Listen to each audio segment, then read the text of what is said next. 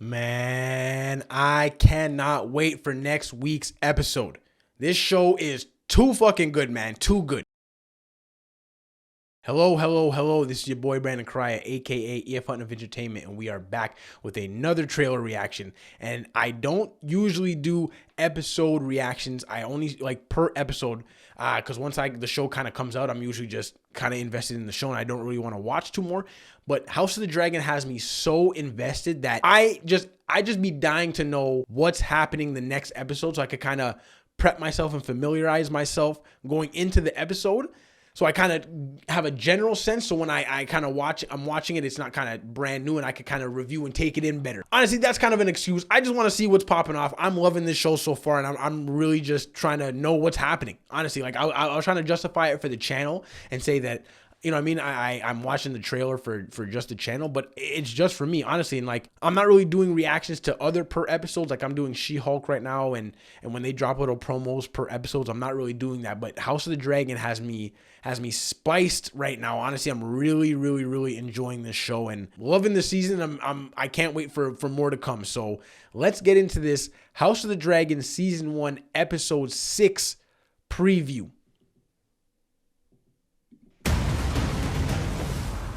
We should address the latest developments in the Stepstones, my lords. Where, I wonder, is our Prince Daemon? It was a decade ago, and he has since left the region undefended. So We have left undefended. My queen? It's not Time jump. children, Okay. but a weakness. Through them, you imagine you will persist forever. You will be our king. Is that Aegon? We are the blood of old Valyria. But for them, you surrender what you should not. A father compromised by the acts of a son. To have one child like that is a mistake. To have 3 is an insult. People have eyes. The consequences of an allegation like the one you twirled would be dire. Dracarys! Damn. So a huge time jump, man.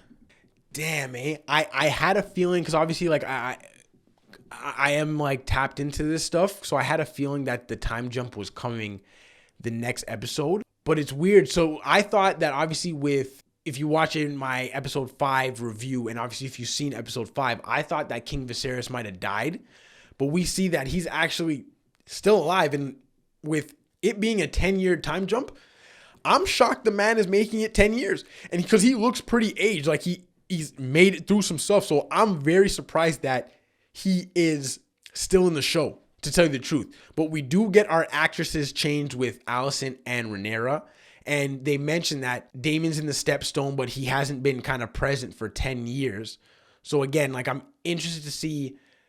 And it's weird because, like, I feel like I'm going to have to somewhat familiarize myself with the characters and the world again. And, like, hear me out when I say this, because we've obviously been getting used to the world of Westeros and House of the Dragon and Game of Thrones again, right? But because it's set in this timeline, it's like we've been getting used to these characters and just how things are kind of being seen and moved about in this timeline. So now for them to jump not 2, 3, 10 years ahead, like, Rhaenyra might be almost like 30 now, because I think she was like 18, 19 from what I could guess, right? So it's like, it's crazy, because it's just like, not only are the characters gonna be different because they've gone through 10 years of life experience, but the entire just landscape of Westeros is gonna be different. Like, we see Aegon is a little older. I'm guessing that's Aegon, but we're seeing that he's like, what? Because we saw the episode where it was his 2nd or his 3rd name day. So he might be like 12, 13 in this trailer. So it's like, we're not only going to have to familiarize ourselves